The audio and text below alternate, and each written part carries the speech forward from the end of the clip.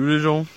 Ouais les gens, salut. Alors l'épisode 15 sera un petit peu foutraque, hein. Je pensais faire quelque chose de plus carré, mais là, pas le temps quoi, pas le temps du tout. Pfiou, quelle fatigue. On a vraiment couru ces derniers jours là. Qu'est-ce qui s'est passé depuis l'épisode 13? En gros, c'était filmé le 1er mai en plus. On est jeudi 18 je crois, un truc comme ça, 18 mai. Jean est en train de nettoyer la salle d'extraction. Alors on a beaucoup couru en fait la semaine dernière, enfin la semaine cette semaine là, tout ça là, ça a été fin speed là. On a eu 10 jours extrêmement intenses. C'était la semaine de l'apiculture. Franchement, on a taillé comme des malades. Il fallait continuer les cellules, donc pour empêcher l'essaimage, sachant que j'en ai pas mal d'essaimage. Ça doit être une année un petit peu essaimage, non? Je sais pas, vous en avez beaucoup vous? Et puis donc continuer les cellules, récolter le miel de printemps, extraire le miel de printemps. Le miel de printemps, c'est pas une bonne période ici. C'est fou à dire quoi, mais la récolte là, ça devrait être une fête, ça devrait être un bon moment. Mais déjà, c'est super speed. Ensuite, les hausses sur le printemps sont là, sur les ruches depuis un mois, voire 5 semaines. Donc ça cristallise, le miel, comme je vous avais dit, le miel du printemps cristallise. Le problème c'est quoi? C'est un miel qui cristallise, mais c'est surtout parce qu'il y a beaucoup de colza quand même. Hein. Les aubépines, ça cristallise pas, hein, pas comme ça quoi. Pardon, mais ce miel de colza là, j'en peux plus quoi. J'en peux plus quoi. C'est plutôt pourvu que ça passe vite quoi. Et vivement la suite quoi. Là c'est quoi le problème? Mais c'est ça quoi, c'est trop de monoculture partout. Je suis le premier à dire que les agris, tout le monde, on a le droit de vivre de son métier et tout ça, mais c'est n'importe quoi. Mais comment on en est arrivé là quoi? Franchement, avec la danse des pulvées là, faut arrêter quoi. Avec un modèle économique qui est pas viable du tout quoi. Vous êtes les premiers à vous en plaindre les gars. Donc je sais pas, fédérez-vous pour revenir comme après la Seconde Guerre mondiale. Il faut faire une COP, il faut refaire. Vous aviez une COP, vous l'avez plus. Vous aviez une banque, vous l'avez plus. Et là, vous vous faites dicter ce que vous devez faire par des commerciaux qui vous disent ah ben il faut passer tel produit et feu quoi, vas-y nénette quoi. Alors ça veut dire quoi? Ça veut dire qu'on fait des zones sans abeilles, hein, que pesticides, fongicides, et tout le tintouin. Vous connaissez la musique. Ça veut dire que j'abandonne le territoire quoi. Et puis on dédie des zones à la grande culture, aux monocultures, avec pesticides à gogo et tout. Non mais en fait on en est déjà là quoi.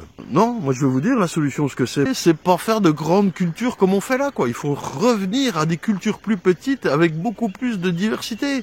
C'est la seule solution. Ou alors quoi? On quitte le territoire, on enlève toutes les abeilles. Mais et je vous dis, il y aura plus beaucoup d'insectes. Hein. Déjà qu'il y a plus grand chose, il y a pratiquement plus de papillons, plus de libellules, plus rien quoi. On fait des zones à pesticides, hein, mais il faut plus mettre d'hommes non plus, hein. Catastrophique, quoi. Mais on a les signaux d'alarme, on a le plan éco-phyto qui est pas respecté et qui devrait diminuer, mais qui augmente. Les signaux d'alarme, tiens, regardez les analyses d'eau du village. Voilà les analyses. Et il y a combien d'analyses de pesticides non conformes? Non mais elles sont non conformes 9 fois supérieures quoi. Et vas-y nénette, on continue hein. Qu'est-ce que tu veux? Non mais comment on en est arrivé là quoi? Donc voilà, moi c'est la pire période pour moi. Voilà. Il va falloir sérieusement se poser la question de savoir si on continue comme ça. Hein.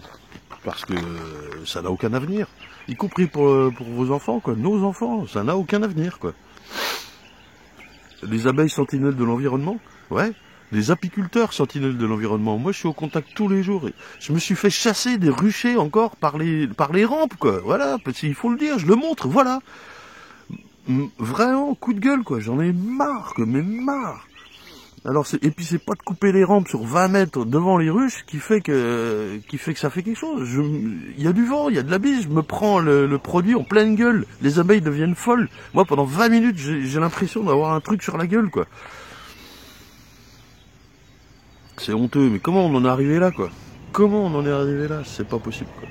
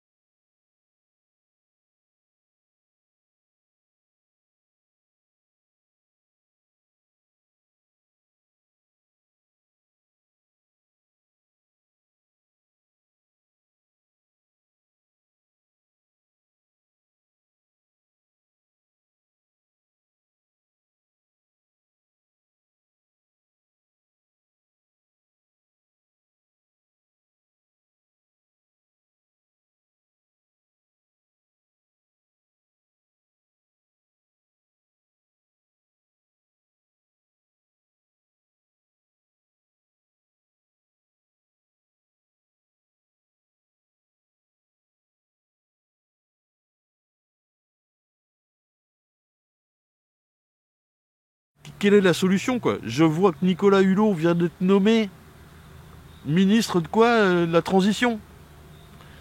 Mais c'est plus la transition qu'il faut faire là, c'est la révolution, quoi. C'est la catastrophe. Les abeilles meurent. Nous, je vous dis, apiculteurs sentinelles de l'environnement, c'est compliqué de laisser des abeilles ici maintenant, quoi. Même le métier est dur. Mais là, on court à la catastrophe, quoi. Pourquoi autant de grandes cultures, quoi? Pourquoi autant de grandes monocultures? Pourquoi on en est arrivé là, quoi? Le modèle économique est faussé, quoi. Il faut vraiment changer la donne, quoi. Nicolas Hulot, là, tu viens d'arriver avec un poste à responsabilité, soi-disant. Mais je te prends au mot, grand. Je te prends au mot. Fais ce qu'il faut, quoi. Et ce qu'il faut, c'est revenir à des cultures plus petites, plus diversifiées, avec un prix qui satisfasse les agriculteurs, qu'ils arrêtent de vivre sur les aides. Moi, je refuse toutes les aides qu'on peut me donner. Oh, ça représente 3, 4, 5 000 euros par an, mais je les refuse. Je veux vivre de mon métier, de ma production, comme tout le monde. Et les copains agris, ils le vivent mal, il ne faut pas leur jeter la pierre, ils s'interrogent bien de ce qui se passe et pourquoi ils ne peuvent pas vivre de leur métier, et voilà, quoi. Il faut vraiment faire la révolution écologique, quoi. C'est pas la transition, Nicolas, hein. C'est pas la transition. Hein.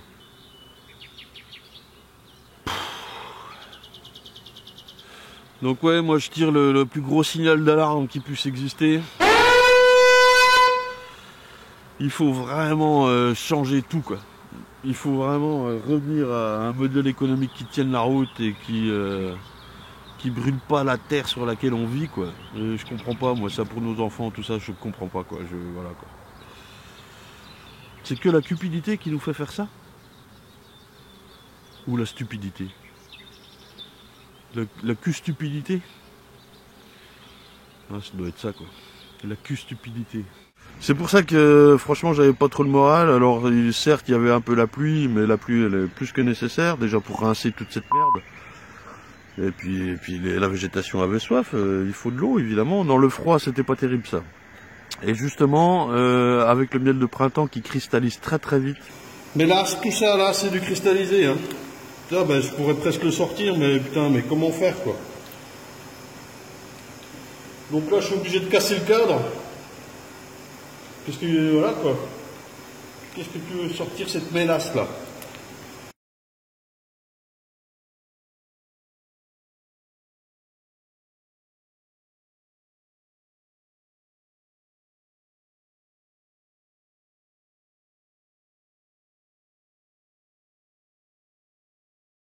C'est quand même sacrément problématique.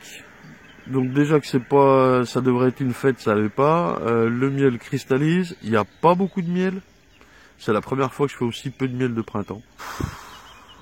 Et j'ai quoi, 10 à 15% de cristallisé dans les cadres. Donc ça mobilise quand même pas mal de cadres que je ne vais pas remettre tout de suite sur les ruches. Parce que j'ai envie d'avoir un miel d'acacia nickel, quoi, propre. Je veux pas avoir du colza dedans. Voilà, quoi. Donc j'en fais quoi, quoi. J'en fais quoi? Les cadres les plus pris, blancs, je les casse carrément et je les passe à la presse à cire. Je sais pas si j'ai filmé ça, mais je filmerai ça plutôt là, à l'extraction de l'acacia. Hein. Là, je vous envoie quelques images de l'extraction, mais voilà, c'est juste comme ça. Franchement, ça a été très très speed à cause de cette cristallisation, donc voilà, on fait vite, quoi. J'ai envie de dire, la nouvelle saison redémarre, on va pouvoir prendre le temps, travailler sur l'acacia, voilà ce que la nature avec un grand N peut proposer, quoi. Là, pour l'instant, c'était de la lutte. Ça fait vraiment chier, quoi.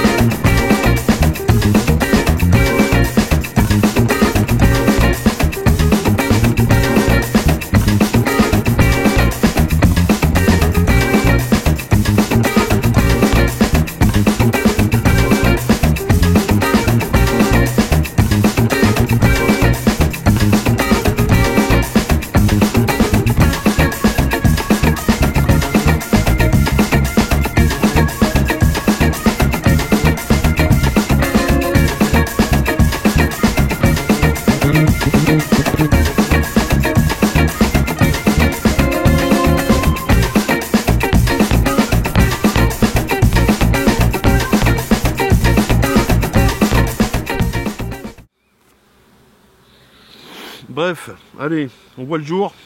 On a eu trois super jours de soleil là, à 30 degrés, normal bien sûr, au sein de glace, normal qu'il fasse 30 degrés. On va avoir un petit coup de pluie demain, j'espère que ça va pas rincer les acacias, normalement ça devrait tenir, et puis on va faire un petit peu de miel. Bon, sinon, donc nous, la difficulté de récolter entre les averses et tout ça, il faut se dépêcher parce que la floraison arrive, on n'a que quelques jours pour récolter, voire quelques heures. On oscille entre du miel qui prend froid, donc qui cristallise, et quand on va récolter, il fait à peu près beau, hein, on n'y va pas sous la pluie, ce qui signifie que ça miel.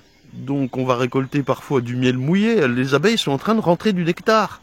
Hein, je vous rappelle que le miel, c'est d'abord du nectar produit par la fleur, très humide, 70% d'eau, 80% d'eau, que les abeilles assèchent par ventilation et trophalaxie pour transformer en miel à moins de 20% d'eau. Donc voilà, si on ramène du miel trop mouillé, c'est pas bon du tout, quoi. Donc quand est-ce qu'on récolte? Ben, c'est les fleurs d'acacia qui le disent, et la météo évidemment. Il faut veiller à ce que votre miel soit operculé quand vous le récoltez. Alors tout ne sera pas operculé, souvent en rive, hein, autour de la hausse, c'est pas operculé. Elles vont operculer ce qui est d'abord au milieu de la hausse, ce qui est au-dessus de la colonie. Hein.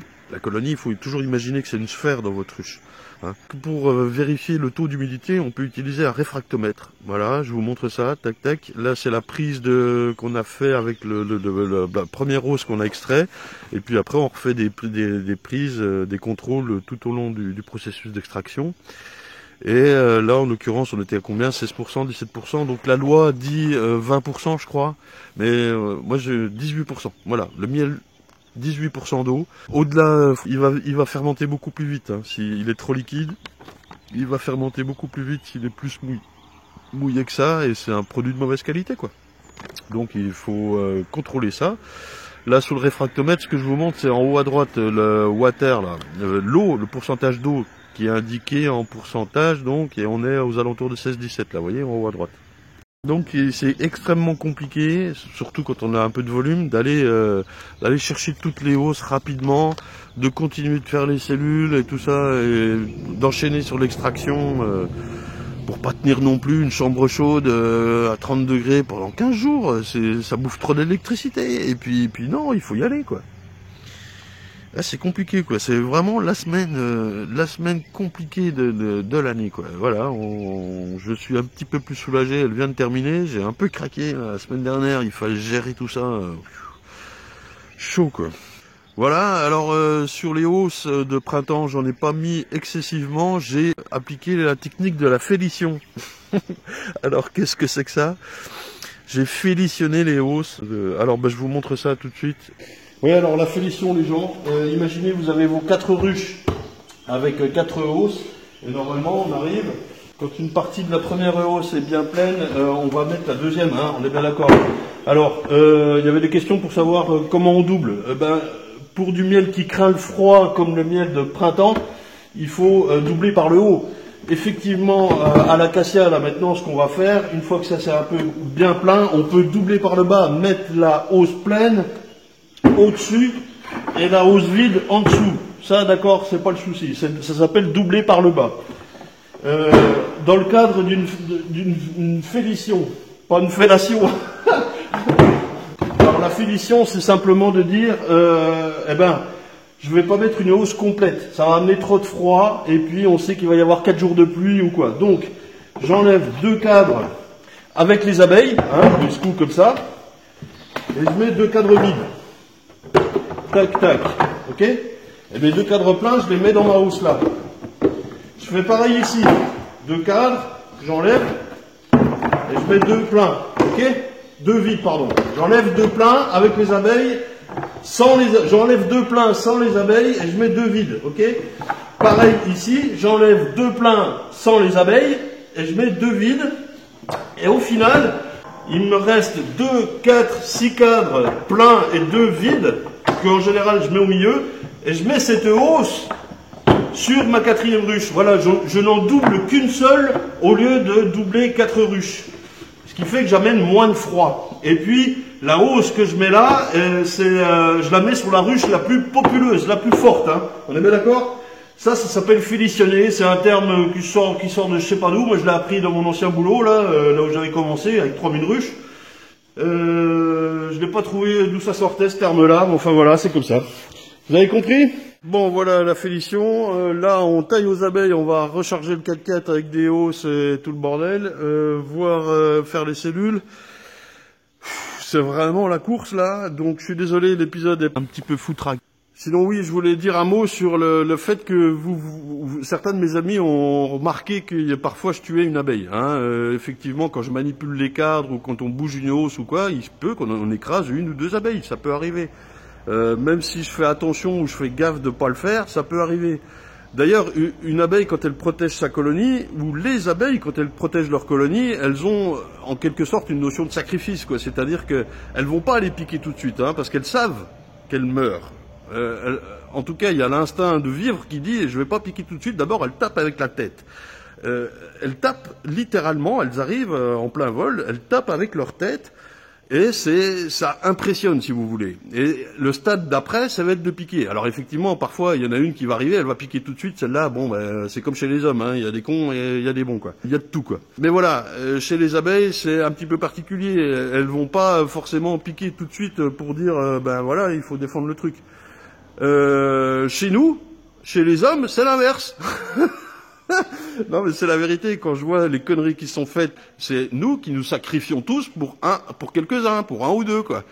Et voilà, ça se tirer les cheveux, ça va devenir fou, quoi. On est bien d'accord. Bon, allez, j'arrête d'être tergiversé, on va aller aux abeilles. Jean, on va aux abeilles. Jean, on va aux abeilles.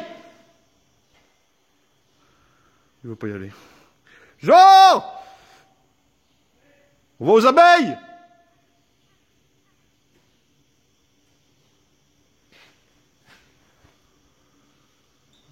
Jean! On va aux abeilles! Bon, allez, go. Quelque chose à rajouter, Jean? Non. Est-ce que c'était speed cette semaine? Ouais. Est-ce que tu vas en faire ton métier? Il fait chaud en plus. Tu vas en faire ton métier? Ouais. T'es complètement malade. Bon, j'essaie d'envoyer 2-3 images et puis voilà, quoi. Vous montrer la mielée d'acacia. Sinon, on continue les cellules. On a extrait, voilà, récolté, extrait, tout fait. Ouais. Tu voulais dire un mot sur les haies, peut-être? Pas m'énerver. Tu veux pas t'énerver? Il est pas content parce que toutes les haies sont coupées, et voilà. Et c'est quoi l'argument du gars qui coupe les haies? Pour en bois énergie. Là. C'est en bois énergie, mais il dit quoi? Il dit que c'est... Ah, c'est sale. C'est sale, voilà. Il dit que les haies, c'est sale. Et donc, il coupe les haies. Peut-être qu'il a raison, gars. Non, il n'a pas raison. Non, je pense pas. Si la biodiversité, c'est sale, on est mal. Hein. Voilà. On va pas diffuser ça parce que... Si, je vais le diffuser, ça. Bon, j'ai le sourire, mais en fait, intérieurement, je bouille. C'est comme si... Oh, this you crazy mother...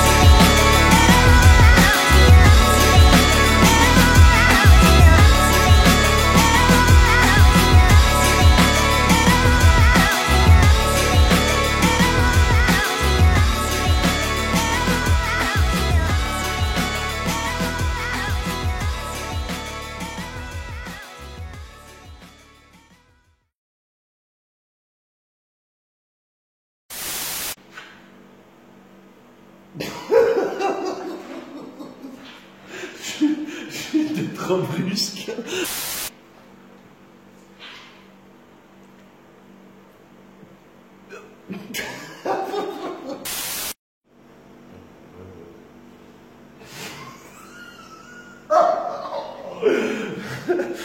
Ça, je vais le montrer à la fin.